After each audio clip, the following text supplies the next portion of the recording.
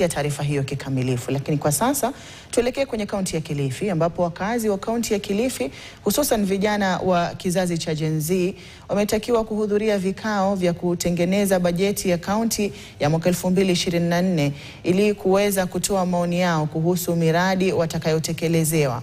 Naibu gavana wa kaunti hiyo Flora Chibule amesema kuwa vikao hivyo vitaweza kuhakikishia wakazi utendakazi mwema wa serikali ya kaunti hiyo, kwa kuwa watakuwa wanafahamu na ufahamu wa miradi watakayotarajia kwamba itakuwa inatekelezwa kwenye mwaka huo wa kifedha. Hatua hii imejiri miezi kadhaa baada ya vijana wa kizazi cha Gen Z kuandaa maandamano kote nchini yaliyosababisha kutupiliwa mbali kwa mswada wa fedha mwaka 2024 na Rais William Ruto.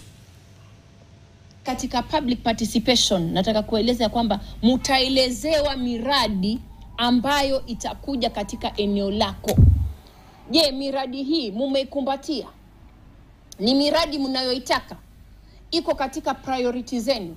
Labda mulikuwa mnataka miradi labda 10, lakini kulingana na ile fedha iliyoko ambayo imetengwa katika huo mwaka, tumeona katika hizi 10 tuaona tufanye hizi 3.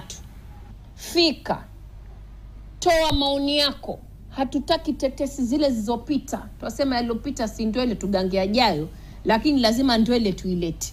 Hatutaki mambo ya vile rabsha za Gen Z, kwa sababu public participation haikuwa, hawakuelewa. Kwa hivyo kukaja fujo. Tujitokeze muone baadhi ya ile miradi ambayo imepangwa katika mwaka huo mwaka wa fedha ambao utaanza mwaka wa 2025, ikiwemo mambo ya utalii, mambo ya elimu haswa chekechea, tukizungumzia mambo ya afya, tukizungumzia usafiri na uhusiano, maendeleo ya uchumi wa ndani.